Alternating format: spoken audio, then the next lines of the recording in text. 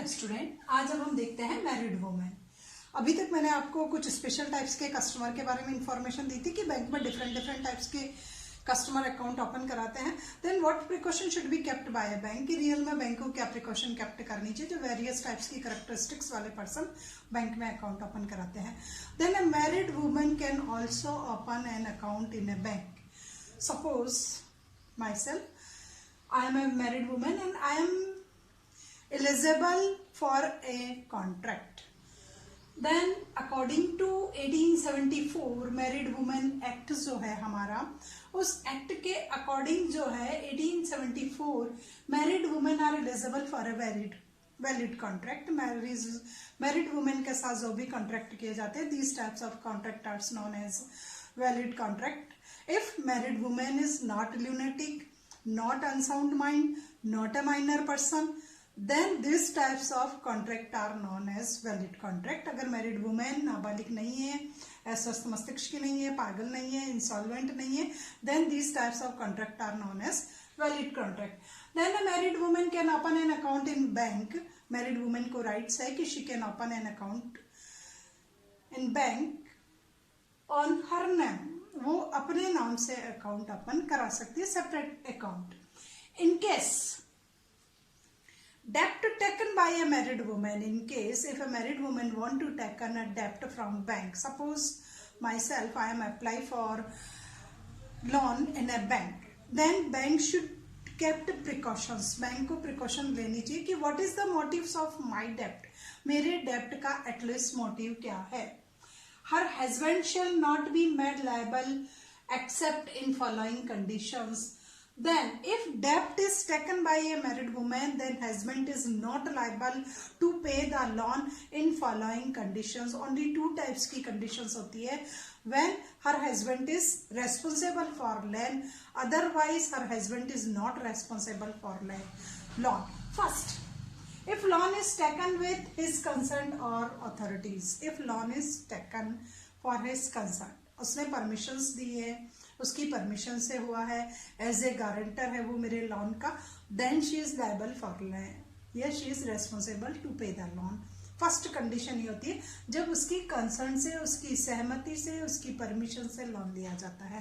Then second condition, if loan is taken for the supply of necessary, if I am taken a loan to supply of my life necessary, roti kapda and makan of life, and her husband default in supplying to same of her, and my husband is unable to supply or default to supply me these types of necessity, जो मेरी basic needs है at least उसको supply नहीं कर सकता है, and I am taken loan to pay my children fees, to supply them food, उनको भोजन के लिए, उनकी फीस के लिए, एजुकेशन के लिए, शेल्टर्स के लिए।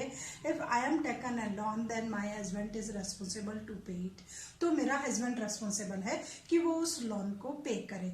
तो टू टाइप्स की कंडीशन होती है when my husband is responsible, कि मैंने उसके बिजनेस के लिए लोन लिया, उसकी कंसर्न से लोन लिया है, मेरी नेसेसिटी को सप्लाई करने के लिए लोन लिया, otherwise my husband is not responsible for loan. In case of OD, if I want to take an OD overdraft from the bank, then the bank will have no remedies against her if she has no separate estate। if I have no separate estate, no separate property, then bank should not allow me overdraft facility। तो bank को मुझे overdraft facility को allow नहीं करना चाहिए अगर मेरे नाम कुछ separate estate नहीं है।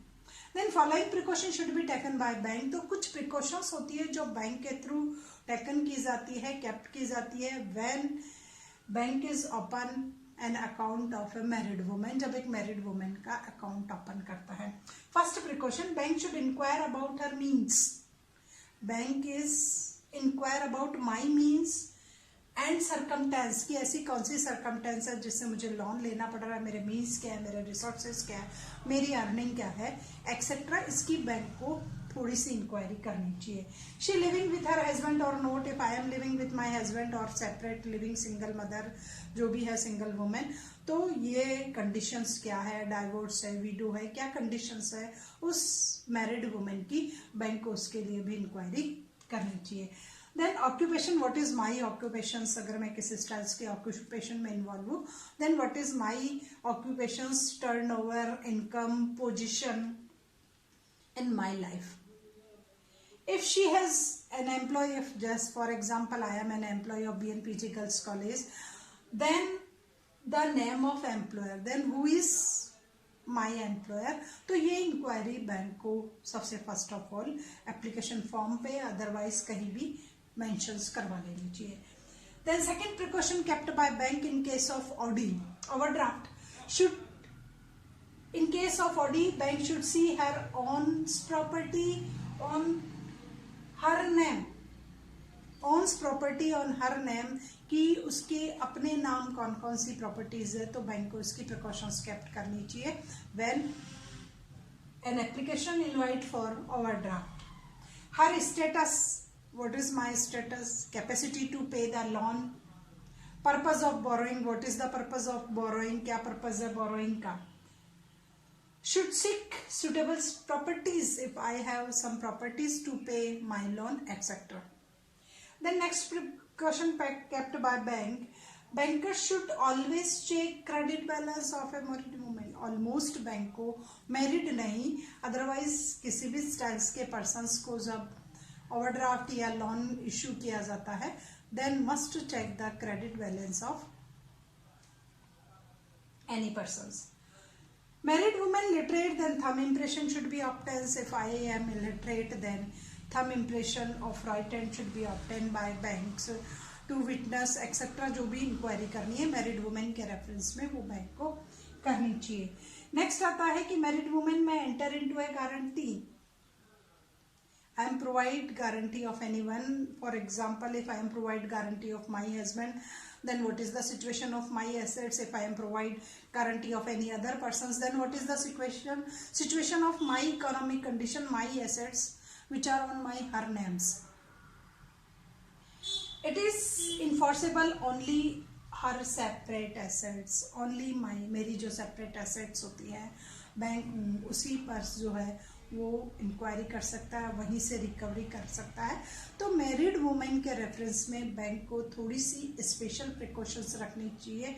When bank allow me a loan, जब बैंक मुझे लोन देता है उस टाइम की स्पेशल प्रिकॉशंस होती है कि जो मैंने सिक्योरिटी रखी है ओनली मेरे सेपरेट नाम से होनी चाहिए.